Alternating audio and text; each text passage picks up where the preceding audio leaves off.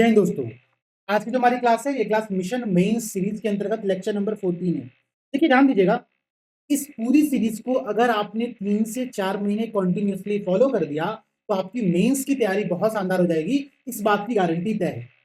देखो आज का जो मैंने प्रश्न आप लोगों के साथ शेयर किया था, प्रश्न बहुत बेसिक नेचर का है, लेकिन इस प्रश्न के सहारे हम यह समझने का प्रयास करेंगे कि हमको एक अच्छा आंसर लिखते समय किन बातों को नजरअंदाज करना है, किन बातों को नहीं करना है, और साथ ही साथ एक परफेक्ट आंसर में, एक बेस्ट आंसर में कौन कौन से पॉइंट होने चाहिए। ध्यान दीजिएगा, प्रश्न जीएस पेपर 2 का है। प्रश्न बहुत सिंपल दिया गया है। क्वेश्चन कह रहा है, why did India choose to adopt the parliamentary system after independence? आजादी के बाद भारत ने संसदीय प्रणाली को क्यों अपनाया? देखो प्रश्न अगर मैं नेचर बताऊं तो डिस्क्रिप्टिव नेचर का प्रश्न है। दो तरह के प्रश्न होते हैं, डिस्क्रिप्टिव और एनालिटिकल। ये जो प्रश्न है ये विवरणात्मक नेचर का प्रश्न है। इसका मतलब है यहाँ पर आपको डिटेल में चीजों को लिखना है। प्रश्न पूछा है कि हमने क्यों अपनाया, ध्यान समझिएगा, हमने क्यों अपनाया, यह प्रश्न की डिमांड है। कई एस्पिरेंट गलती क्या करते हैं, वो ये लिखने लग जाते हैं कि पार्लियामेंट्री सिस्टम होता क्या है। पार्लियामेंट्री सिस्टम जो अदर फॉर्म है गवर्नमेंट का, प्रेसिडेंशियल सिस्टम, राष्ट्रपति शासन की जो व्यवस्था है, उससे कैसे अलग है इसको बताने लग जा रहे हैं। तो पहली बात, आपको अपने आंसर में जो क्वेश्चन की डिमांड नहीं है उसको नहीं लिखना है। प्रश्न 200 शब्दों का है। हमारा जो जो हमारा आईबीसी स्ट्रक्चर है, ठीक है, इंट्रोडक्शन, मेन बॉडी और कंक्लूजन, वो स्ट्रक्चर बहुत क्लियर है। हम जो लगभग 10% वर्ड, मतलब कि 25 शब्द का हम एक इंट्रोडक्शन देंगे, 25 शब्द का हम एक कंक्लूजन देंगे, बचा 140 से 150 शब्द की हमारी मेन बॉडी होगी, ठीक है ना। तो क्वेश्चन की डिमांड क्या है? क्वेश्चन कह रहा है बहुत सिंपल नेचर में कि भारत जब आजाद हुआ तो हमने अपने यहाँ पर संसदीय प्रणाली, पार्लियामेंट्री सिस्टम को क्यों स्वीकार किया, क्यों अपनाया। ठीक है, बात समझ में आ गया। एक बार हम लोग देखते हैं कि हमारे क्वेश्चन का अप्रोच कैसा होगा। जो इंट्रोडक्शन होगा उसमें हम लोग क्या लिखेंगे, तो यहाँ पर देखो कई एस्पिरेंट्स क्या करते हैं, कई एस्पिरेंट्स ने अपने इंट्रोडक्शन में बहुत बेसिक पॉइंट्स डाले। उसकी जगह पर आपको ना जो संविधान के अंतर्गत जो कॉन्स्टिट्यूशनल प्रोविजन है, जो संवैधानिक प्रावधान है, उसका उल्लेख करना पड़ेगा। इस संविधान के किस आर्टिकल के अंतर्गत भारत में संसदीय शासन प्रणाली, पार्लियामेंट्री फॉर्म ऑफ गवर्नमेंट की बात कही गई है, तो वो आर्टिकल आपके संविधान, आपके इंट्रोडक्शन में ऐड होना चाहिए। पहला पॉइंट तो ये नोट कर लेना, ठीक है। दूसरी बात देखो, अगर मैं पार्लियामेंट्री सिस्टम की बात करूं तो पार्लियामेंट्री सिस्टम को ही कैबिनेट फॉर्म भी कहा जाता है, कैबिनेट गवर्नमेंट भी कहा जाता है, इसी को हम लोग वेस्टमिंस्टर गवर्नमेंट प्रणाली भी कहते हैं। तो ये उसके अलग अलग नाम है, उनको भी आप चाहो तो इंट्रोडक्शन में बता सकते हो कि इसी को इन इन नामों से भी जाना जाता है। भारत के अतिरिक्त ब्रिटेन में, जापान में, कनाडा में इस फॉर्म की गवर्नमेंट वर्क करती है, फॉर्म का सिस्टम वहां पर स्वीकार किया गया। इंट्रोडक्शन में ऐसे बेसिक जो पॉइंट्स है उनको हम लोग शामिल कर सकते हैं। पार्लियामेंट्री सिस्टम होता क्या है, अगर मैं आपको बताऊं उसके बेसिक फीचर्स क्या होते हैं, तो सबसे पहली बात, ये आपको आंसर में नहीं लिखना है क्योंकि प्रश्न की डिमांड नहीं है मेरे भाई, ठीक है। प्रश्न में पूछा गया कि इसको हमने क्यों स्वीकार किया, लेकिन हमारी समझने के लिए, हमारे बेसिक अंडरस्टैंडिंग के लिए समझिएगा, जो पार्लियामेंट्री फॉर्म ऑफ गवर्नमेंट होता है वहां पर एक नॉमिनल और एक रियल जो रिप्रेजेंटेटिव होता है वो होता है। जैसे कि हमारे भारत में क्या है, एक राष्ट्रपति है और एक प्रधानमंत्री है। प्रधानमंत्री के पास जो एक्सिक्यूटिव की जो रियल पावर है वो बिलोंग करती है, लेकिन सारा शासन राष्ट्रपति के नाम से चल रहा होता है, ठीक है ना।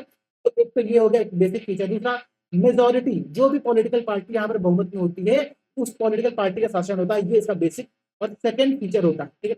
थर्ड फीचर होता है कि कलेक्टिव रिस्पॉन्सिबिलिटी, सामूहिक उत्तरदायित्व। इसका मतलब ये है, जैसे कहते हैं ना कि स्विम एंड सिंक टुगेदर, कि हम तैरेंगे और डूबेंगे साथ साथ में, ठीक है, कि डूबेंगे तो हम खुद भी सनम, लेकिन साथ में तुमको भी ले डूबेंगे। इस फॉर्म की जो गवर्नमेंट होती है उसको हम लोग कहते हैं पार्लियामेंट्री फॉर्म ऑफ गवर्नमेंट, ठीक है। तो इसके ये बेसिक फीचर आप लोगों को पता होने चाहिए, लिखना नहीं है बट पता होने चाहिए। अच्छा भाई, अब मेन बॉडी में लिखना क्या है कि हमने वो कौन से कारण थे, वो कौन सी रीजंस थे जिसके कारण से हमने अपने यहाँ पर पार्लियामेंट्री सिस्टम को अडॉप्ट किया, ठीक है। इसको हम लोग बुलेट पॉइंट में लिखेंगे, ध्यान समझिएगा, इसको हम लोग बुलेट पॉइंट में लिखेंगे विथ एग्जाम्पल। आप में से कुछ लोगों ने एग्जाम्पल नहीं दिया।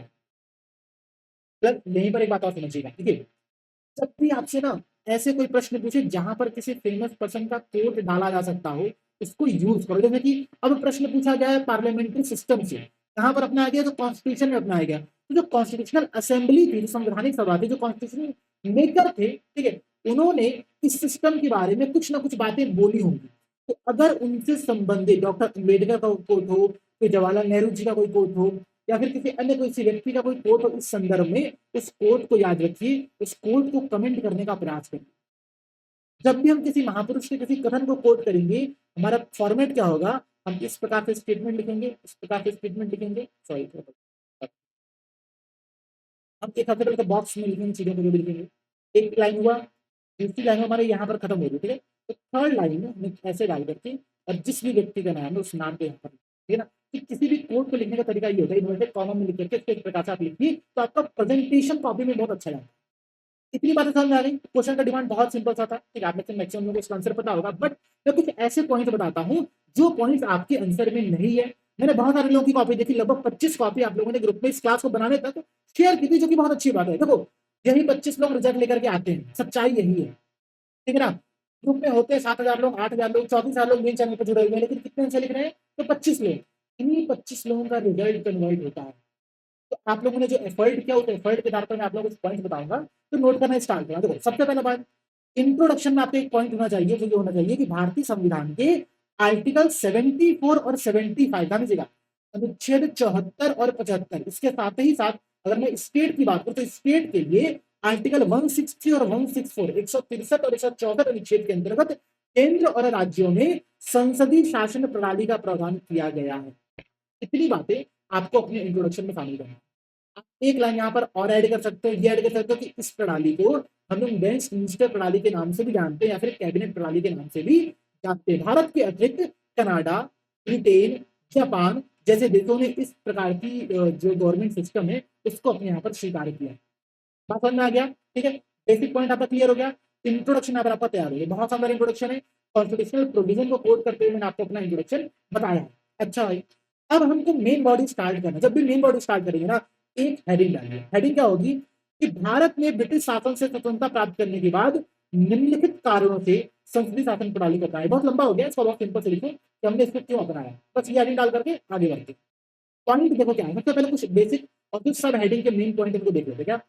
फेमिलियरिटी विद द सिस्टम, इस प्रणाली से हमारा देश, हमारा शासन व्यवस्था बहुत पहले से परिचित है। कारण क्या है कि चार्टर एक्ट ऑफ 1853, 1853 का जो चार्टर अधिनियम था, उस अधिनियम के माध्यम से भारत में आधुनिक संसदीय शासन व्यवस्था की संरचना को स्थापित कर दिया गया था। क्योंकि एक ऐसी प्रणाली जो लंबे समय से भारत में काम कर रही थी, उसको स्वीकार करना, उसको लागू रखना हमारे लिए बेहद इजी टास्क। के मुंशी जी जो है, के मुंशी जी का एक बहुत इंपॉर्टेंट यहाँ पर बात आता है डिबेट में, वो कहते हैं कि लास्ट 40 से 50 सालों से हम अपने यहाँ से एक प्रकार के रिस्पॉन्सिबल गवर्नमेंट को देख रहे हैं, जो कि धीरे धीरे करके इवॉल्व हुआ। 1853 के बाद से 1947 तक जो ब्रिटिश गवर्नमेंट भी था, वो धीरे धीरे इवॉल्व हुआ, धीरे धीरे उसमें सुधार किए गए। तो चूंकि हमारे पास एक व्यवस्था ऐसी है जिसमें हमको सुधार दिख रहा है, तो क्यों ही हम किसी नए प्रकार की व्यवस्था की तरफ शिफ्ट करें, कि हम मुंशी जी का यह तर्क था। और यही कारण है, सबसे पहला रीजन जो आप लोगों को देना वही देना है कि फेमिलियरिटी विद द सिस्टम, प्रणाली से परिचितता। इस प्रणाली से पूरा भारत जो था वो परिचित था। चार्टर एक्ट 1853 में इसको शुभारंभ कर दिया गया। सेकेंड, वाइडर रिप्रेजेंटेशन, व्यापक प्रतिनिधित्व। भारत पूरे विश्व में सबसे ज्यादा हेट्रोजीनियस स्टेट है, मतलब यहाँ पर इतनी ज्यादा विविधता है, इतनी ज्यादा बहुलता वाली समाज है कि सभी के कॉन्सेप्ट को, सभी के विचारों को एक जगह पर लेकर के आना बहुत मुश्किल है। इसलिए जो कॉन्स्टिट्यूशन मेकर्स थे, उन्होंने पार्लियामेंट्री सिस्टम को एडॉप्ट किया ताकि एक ग्रेटर स्कोप मिले किस चीज के लिए, giving representation to various section, interest in the regions in the government and building a united India, ताकि विभिन्न वर्गों, विभिन्न हितों और विभिन्न क्षेत्रों को शासन में प्रतिनिधित्व किया जा सके, ताकि हम एक एकीकृत भारत का निर्माण कर सके। ये एक बेहद इंपॉर्टेंट रीजन है कि वाइड रिप्रेजेंटेशन संभव हो पाता है किसमें, पार्लियामेंट्री सिस्टम ऑफ गवर्नमेंट, ठीक है। अच्छा भाई, यहाँ पर एक एडमंड बर्ग का एक कमेंट है, कोट है, बहुत इंपॉर्टेंट पॉइंट है, इसको ध्यान से समझिएगा। वो कहते हैं, parliamentary is not a Congress of ambassadors from different and hostile interest, एक विरोधी और अलग अलग हितों के लोगों का प्रतिनिधित्व करने की जगह नहीं है केवल संसद, बल्कि but deliberative assembly of one nation, बल्कि एक किसी राष्ट्र के, किसी एक देश का एक बहुत इंपॉर्टेंट एक ये संगठन, एक संघ, एक प्लेटफॉर्म है जहां पर डिस्कशन किया जा सकता है। डॉक्टर अंबेडकर जी कहते हैं क्या, डेमोक्रेसी इज डिस्कशन, मतलब लोकतंत्र क्या है, लोकतंत्र वो है जब चर्चा हो रही है। एडमंड बर्ग का ये कमेंट, डॉक्टर अंबेडकर के दो स्टेटमेंट को आप लोग अपने आंसर में इसी प्रकार से कोड कर सकते हैं, ठीक है। और क्यों हमने इस पूरे सिस्टम को स्वीकार किया, क्योंकि रिस्पॉन्सिबल गवर्नमेंट देता है, एक उत्तरदायी सरकार देता है, ठीक है। The parliamentary system provides for a responsible and accountable governance system, जो ग्रेनविल ऑस्टिन, इसके बारे में प्रीलिम्स में आप लोग पढ़ते भी हो, ग्रेनविल ऑस्टिन ने कहा है कि the parliamentary system combines responsibility with the stability. तो हमने अपने यहाँ पर क्यों स्वीकार किया, क्योंकि हमको एक उत्तरदायी सरकार की आवश्यकता थी, एक रिस्पॉन्सिबल गवर्नमेंट की आवश्यकता थी। कैसे, तो जो कुछ ऐसे मैकेनिज्म होते हैं यहाँ पर, जैसे कि क्वेश्चन आवर हो गया, प्रश्न काल हो गया, शून्य काल हो गया, ठीक है, नो कॉन्फिडेंस मोशन हो गया, इन सब के माध्यम से विधानमंडल में कार्यपालिका की जवाबदेही सुनिश्चित करने की आती है, ठीक है ना। ये बात है। इसके साथ ही साथ harmony between the legislature and the executive, विधायिका एवं कार्यपालिका के बीच सामंजस्य स्थापित करने का ये सबसे अच्छा फॉर्म था गवर्नमेंट में। ये इसलिए भी जरूरी था कि देखो भारत क्या था, भारत एक नवोदित लोकतंत्र था, एक नया नया भारत एक लोकतंत्र के रूप में फॉर्म हुआ था, और हम इस प्रकार का कोई जोखिम नहीं ले सकते थे कि अगर हमारा दो इंपॉर्टेंट पार्ट गवर्नमेंट का, कौन सा, विधायिका और आपकी कार्यपालिका, आपस में किसी भी प्रकार की क्लैश में ना पड़ी, ठीक है। एक जो सामंजस्य विधायिका और कार्यपालिका में, लेजिस्लेचर एंड एग्जीक्यूटिव में, इसको मेंटेन करने के लिए पार्लियामेंट्री फॉर्म ऑफ गवर्नमेंट को हमने अपने यहाँ पर स्वीकार किया, ठीक है। हमने अपने यहाँ पर स्वीकार किया, क्योंकि देखो जो प्रेसिडेंशियल सिस्टम है, जो राष्ट्रपति शासन है, वहां पर क्या है, एक स्ट्रिक्ट सेपरेशन है पावर का, जो क्या करता है, कई बार कॉन्फ्लिक्ट को जन्म देता है। तो इन्फेंट डेमोक्रेसी, नवोदित लोकतंत्र में, भारत जैसे नवोदित लोकतंत्र में ये रिस्क नहीं लिया सकता था, इसीलिए हमने अपने यहाँ पर कार्यपालिका विधायिका का हिस्सा होती है, और दोनों के मध्य सहयोग करने के लिए हमने पार्लियामेंट्री फॉर्म ऑफ गवर्नमेंट को स्वीकार, ठीक है। आर्टिकल 75 कहता है इस बात का कि इंडियन कॉन्स्टिट्यूशन जो है कहता है कि काउंसिल ऑफ मिनिस्टर बनेगी कहां से, तो पार्लियामेंट में से, ठीक है। जो मंत्रिपरिषद की स्थापना होती है वो संसद के सदस्यों के बीच से ही किया, ठीक है। इसके साथ साथ निरंकुशता से बचाव बहुत आवश्यक है। हमारे अगल बगल पड़ोसी के जितने भी राष्ट्र इस समय आजाद हुए थे, इन सभी जगहों पर निरंकुशता देखने को मिली, लेकिन भारत इन सबसे अलग निकला, ठीक है। आप समझिए ना, the parliamentary system emphasise on a checks and the balance, तो क्या करता है, चेक्स एंड बैलेंस की पूरे सिस्टम पर लड़ाई होता है, जो किसी एक व्यक्ति के हाथों में शक्ति का केंद्रीकरण के विरुद्ध कार्य करता है, विरुद्ध सुरक्षा प्रदान करता है, किसी एक व्यक्ति के पास पावर ना क्यों, तो जुडिशियल रिव्यू सिस्टम हमारे यहाँ पर, ठीक है, एक क्रिटिकल सेफ गार्ड क्रिएट करता है कि किसी भी असंवैधानिक कार्रवाई के विरुद्ध एक महत्वपूर्ण सुरक्षा प्रदान की जा सके। बहुत इंपॉर्टेंट पॉइंट। तो ये चार मेन रीजन, कौन से मेन रीजन फिर से बता रहा हूँ, मैं समझिएगा। पहला, फेमिलियरिटी विद द सिस्टम, जो हमारी प्रणाली थी, इससे बहुत भारत को बहुत अच्छा अनुभव था, परिचय था। वाइडर रिप्रेजेंटेशन, व्यापक रिप्रेजेंटेशन, रिस्पॉन्सिबल गवर्नमेंट, ठीक है, harmony between the legislature and the executive, और इसके साथ अवॉइडिंग निरंकुशता, ठीक है, तो निरंकुशता उसके बचाव के लिए ये फॉर्म ऑफ गवर्नमेंट बहुत सही था, क्योंकि यहाँ पर चेक्स एंड बैलेंस पर आधारित सिस्टम, ठीक है। अच्छा भाई, अब देखो ऐसा नहीं है कि हमने कभी ये नहीं सोचा कि भाई क्यों हमने पार्लियामेंट्री सिस्टम को अपनाया, हमको कुछ और भी अपनाना चाहिए, ऐसा हुआ है। The parliamentary system in India was thus driven by the desire for the democracy, stability and the more responsibility। Bharat में जो ये पूरा सिस्टम अपनाया गया, इसके पीछे कारण था लोकतंत्र, स्थिरता और अधिक उत्तरदायित्व की सरकार, ठीक है। संसदीय और राष्ट्रपति प्रणाली से संबंधित प्रश्न पर कि हमने पार्लियामेंट्री सिस्टम को क्यों अपनाया, हमने प्रेसिडेंशियल सिस्टम को क्यों नहीं अपनाया, इस पर स्वर्ण सिंह कमेटी ने लंबा डिस्कशन किया, लंबा रिसर्च किया, और इसके पश्चात उन्होंने अपना मत व्यक्त किया। उन्होंने बताया कि संसदीय प्रणाली सफलतापूर्वक कार्य कर रही है, इसलिए इसे राष्ट्रपति प्रणाली से बदलने की आवश्यकता नहीं है। 1976 में स्वर्ण सिंह कमेटी बनाई गई थी, जैसे आपका फंडामेंटल ड्यूटीज बिल करके आता है, इसने इस बात पर डिस्कशन किया था और बताया कि हमारी पार्लियामेंट्री फॉर्म ऑफ गवर्नमेंट है वो अच्छा कर रही है। आप एक तो ये अपना कंक्लूजन ले सकते हो। कंक्लूजन में हम एक बात यहाँ पर और शामिल कर सकते हैं, ये कि जो हमारा अमृत भारत, यहाँ समझिएगा, अमृत भारत @2047 की संकल्पना है, 100 साल आजादी के बाद की संकल्पना है, वो तभी पूरा हो पाएगी जब हमने पार्लियामेंट्री सिस्टम को इफेक्टिवली अपने यहाँ पर यूज किया। हालांकि देखो प्रश्न की डिमांड नहीं है, कहीं पर भी प्रश्न नहीं पूछा गया है कि पार्लियामेंट्री सिस्टम की समस्याएं क्या है, क्या समझना, लेकिन हमको पढ़ लेना चाहिए, इस क्वेश्चन का पार्ट नहीं, इसके आंसर में शामिल नहीं करेंगे, बट एक बार समझ लेना, ये बात जरूर समझना कि पार्लियामेंट्री फॉर्म गवर्नमेंट की सीमाएं क्या है। कई बार हो सकता है कि अगला जो प्रश्न पूछे उसकी सीमाओं पर पूछ, उसके चैलेंजेस पूछ, लिमिटेशंस पर पूछ दे, तो क्या है भाई, अनस्टेबल गवर्नमेंट, अस्थिर सरकार बनती है। इस बात की कोई निश्चितता नहीं होती है कि कोई सरकार अपना कार्यकाल पूरा कर पाएगी। सबसे बड़ा चैलेंज तो यही है, क्योंकि सब कुछ किस पर डिपेंड करता है, तो बहुमत प्राप्त जो विधायकों का जो पूरा दल होता है, इस पर डिपेंड करता है। कई बार भारत में स्टेबल गवर्नमेंट गिरी है, सरकारें बनने के बाद गई हैं, वो है ना अटल बिहारी वाजपेयी जी का कि सरकारें आएँगी, जाएँगी, तो वो यहाँ पर है कि अनस्टेबल गवर्नमेंट आपको देखने को मिलता है। अच्छा भाई, नो कंटिन्यूटी ऑफ पॉलिसीज़, नीति निरंतरता का अभाव। क्यों? भाई जैसे ही सरकार चेंज होती है, अभी कुछ किसी और के नाम पर कोई योजना चल रही थी, आगे इस योजना को बंद कर दें, किसी और के नाम पर योजना शुरू कर दी गई, जो कि उनके पॉलिटिकल इंटरेस्ट से मैच खाती है। तो ये कार्यकाल पर जो अनिश्चितता है ना, ये बहुत बड़ी समस्या है कि पॉलिसीज़ में, नीतियों में निरंतरता का अभाव देखने को मिलता है।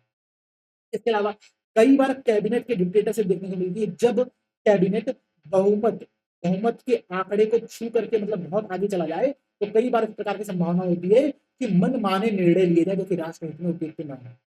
ठीक है? शक्तियों के पृथक्करण की अवधारणा के विपरीत होता है, क्योंकि आर्टिकल 74-75 तो कहता है ना कि हम लोग कलेक्टिव रिस्पॉन्सिबिलिटी की बात करेंगे। लेकिन कई बार इसका जो संबंध होता है ना, शक्तियों के पृथक्करण का, वो उसका उल्लंघन कर जाता है। ये एक बहुत इंपॉर्टेंट पॉइंट है। दूसरा और सबसे लास्ट एक लिमिटेशन इस पूरे फॉर्म की, जिससे आप और हम बहुत अच्छे से परिचित हैं, वो ये है कि गवर्नमेंट को अमेच्योर चलाते हैं। मतलब एक तरह के स्पेशलिस्ट, विशेषज्ञ, तो विशेषज्ञों की बजाय समान व्यक्ति समान व्यक्ति की सरकार होती है। यहाँ पर उनको ना तो बहुत अनुभव होता है, ना तो उन्होंने उसकी पढ़ाई की होती है। तो ऐसे व्यक्तियों के हाथ में जब सरकार आ जाए, तो मतलब उसकी प्रशासनिक दक्षता कितनी होगी, ये बहुत मतलब समस्या का विषय, ठीक है ना? तो पार्लियामेंट्री फॉर्म ऑफ गवर्नमेंट की कुछ लिमिटेशंस है, उन लिमिटेशंस को हमने देखा। कैसे यहाँ पर कोर्ट का प्रयोग करना है, कंफ्यूजन में अगर छोड़ के कमिटी को कोर्ट हम लोग कर सकते हैं। एग्जाम्पल्स कैसे देने, मैंने आपको 3-4 ग्रेमी ऑस्टिन का मैंने कोड बता दिया, फिर एडमंड बर्क का एक कोड बता दिया, अंबेडकर जी का एक कोड बता दिया और के मुंशी जी का एक पॉइंट बता दिया, ठीक है ना? ये 4-5 पॉइंट आप लोग अपने आंसर में शामिल कर सकते हो। ये चार एक बार फिर से बता रहा हूँ, क्लास को खत्म होते ही अपनी नोटबुक में, शॉर्ट नोटबुक में आप इन चारों लोगों की चारों स्टेटमेंट में बताए हैं। एग्जैक्टली गूगल पे सर्च करो, 2 स्टेटमेंट तो मैंने एग्जैक्टली यहाँ पर डाला हुआ है। अंबेडकर जी का स्टेटमेंट है कि democracy is discussion is democracy, ठीक है? और जो आपका के मुंशी जी का कोट है कि पिछले 40-50 सालों से जब हम एक ऐसे गवर्नमेंट के फॉर्म को देख रहे हैं जो कि लगातार रिस्पॉन्सिबल हो रहा है, तो हम क्यों नया रिस्क लेकर किसी और सिस्टम को स्वीकार करें। ये कोड था, तो इस कोड को भी आप यहाँ पर अपने आंसर में देख सकते हो, ठीक है ना? तो ये एक बहुत अच्छा आंसर था। आई होप कि जिन्होंने भी आंसर राइटिंग बेसिक से स्टार्ट की है, इनको आंसर राइटिंग करने में मजा आ रहा होगा। जितने भी लोग रिपीटर्स है, जिन्होंने इससे पहले आंसर राइटिंग की होंगे, इनको कुछ ना कुछ नए पॉइंट्स आंसर राइटिंग में यहाँ से मिल रहे होंगे, ठीक है? इसी उम्मीद के साथ, इसी कामना के साथ कि आप लोग आंसर राइटिंग को कंटिन्यू रखो, अच्छे से पढ़ाई करते रहो। देखो, एग्जाम में भले लंबा समय है, ठीक है, लेकिन ये 6 दिसंबर आते-आते कब नज़दीक आ जाएगा ना, आपको पता भी नहीं चलेगा। तो बी प्रिपेयर्ड, बी रेडी और तैयारी एकदम ज़ोरों-शोरों से करते हैं, ठीक है? सभी दोस्तों को जय हिंद, जय भारत।